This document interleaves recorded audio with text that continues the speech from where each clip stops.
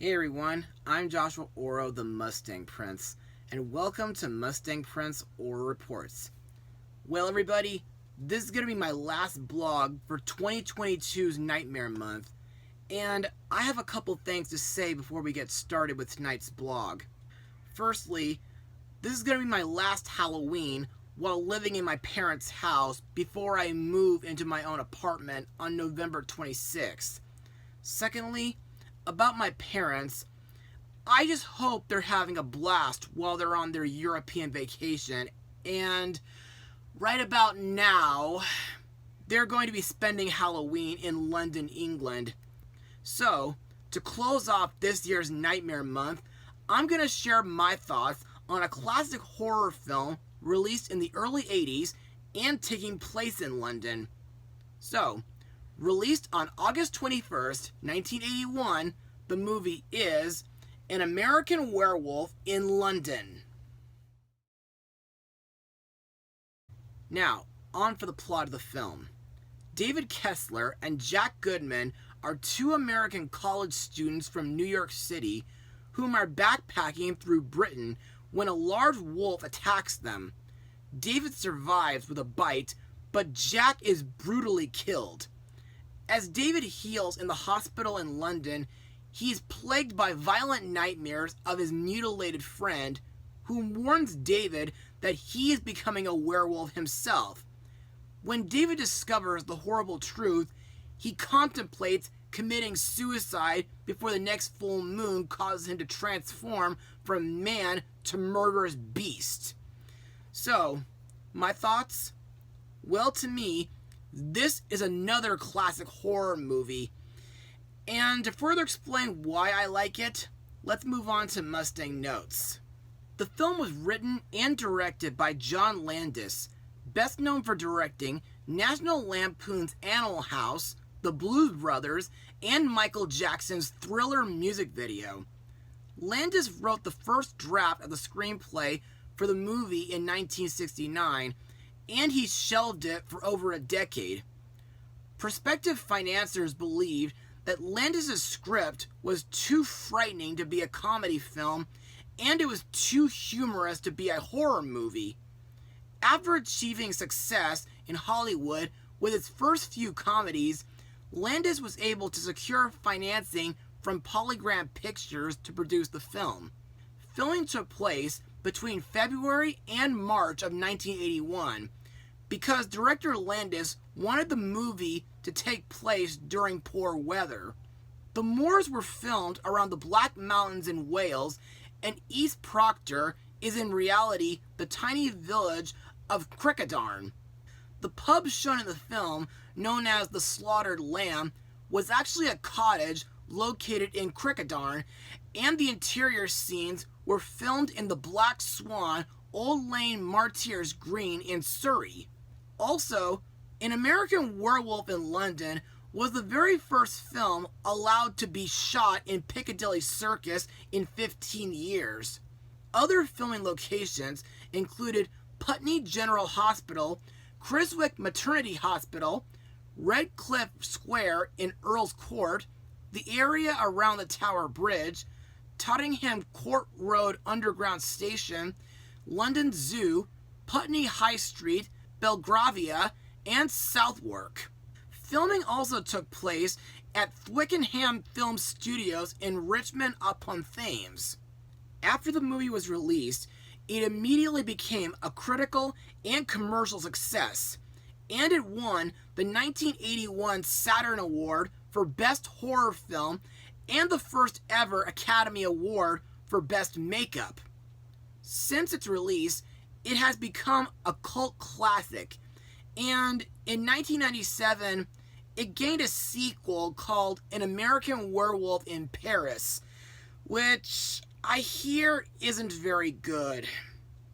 Now, I gotta say, it's been quite a while since I last watched this movie when I rented it from Netflix during my college age, and I'm glad that I finally got my own DVD copy recently. And watching this movie again brings back fond memories from when I visited London back in summer 2010. Also to mention, Two people who I follow shared their thoughts on this movie a while ago. The first was the fan fiction critic who sadly retired from making videos when Blip shut down, talked about it in one of her countdown videos during the early 2010s, and Isaac the Media Hunter reviewed it back in 2015. Anyway, aside from the setting in London, I think the setting in the moors of Yorkshire feels kind of like a marsh, and some of the scenes at night are very chilling and foreboding.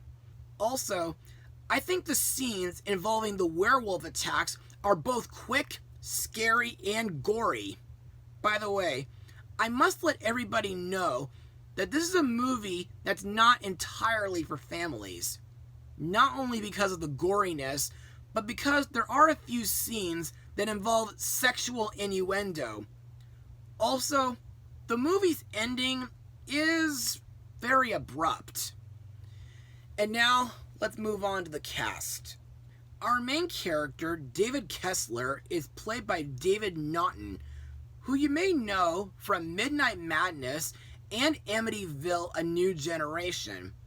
While walking through the moors of Yorkshire, England with his friend Jack Goodman, he was attacked and bitten by a werewolf, and thus became one at the night of the first full moon. To me, David seems like a very understandable and relatable main character, due to him being traumatized, having a series of nightmares, seeing Jack as a reanimated corpse, and losing his sanity. Plus, I think David's werewolf form not only looks good for the time, but also pretty scary, especially when he unawareingly kills 6 people in London. By the way, I know this is off topic, but for those who haven't seen my Growing Fangs blog, I have a friend named Braulio Ramirez who just happens to be a half werewolf. True story. David's friend, Jack Goodman, is played by Griffin Dunne. Now, there's not too much to say about him, other than the fact that after Jack was killed by a werewolf in Yorkshire, his soul was bound to limbo until the curse could be lifted. So, Jack tries a couple times to warn David about him being a werewolf, and that the only way to prevent further bloodshed is to take his own life. Next is Alex Price, played by Jenny Agutter, whom I remember as Daffers from Freddy as FR07 and Councilwoman Holly in 2 of the MCU movies. Alex works as a nurse at St. Martin's Hospital, and to me, Alex would have to be my favorite character in the movie, due to her looking after David while he's recovering at the hospital, and I thought she was really sweet to let him live with her at her flat. Plus, she seems like a great love interest for David. Sad that it's not meant to be, though. Another character to talk about is Dr. J.S. Hirsch, played by John Woodvine. Hirsch is the chief of medicine at St. Martin's Hospital. When David was admitted to the hospital, it's believed that his injuries were caused by an escaped lunatic, which was in reality caused by a werewolf attack. Worried about the situation, Dr. Hirsch decides to investigate by visiting the site where David was first attacked and ask a few people about what happened. When he returned to the hospital, Hirsch believed that the villagers were suffering from a group neurosis concerning werewolves, and he plans to bring David in for further observations. And now let's move on to my final words. Overall, An American Werewolf in London was a really fun movie to watch. Despite the abrupt ending, the dialogue was very lively, it had good characters and pretty good humor, the special effects were pretty good for the time, and the setting in London was very nostalgic. However, the story, while nothing spectacular, does serve its purpose of being a dark comedy. Plus, there were a few moments that were pretty cheesy and engaging.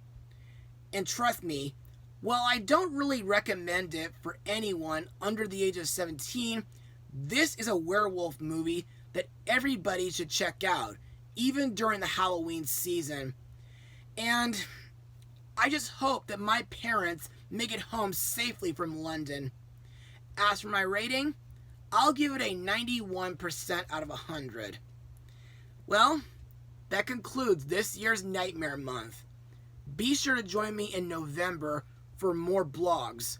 So until then, Mustang Power. Oh, and happy Halloween.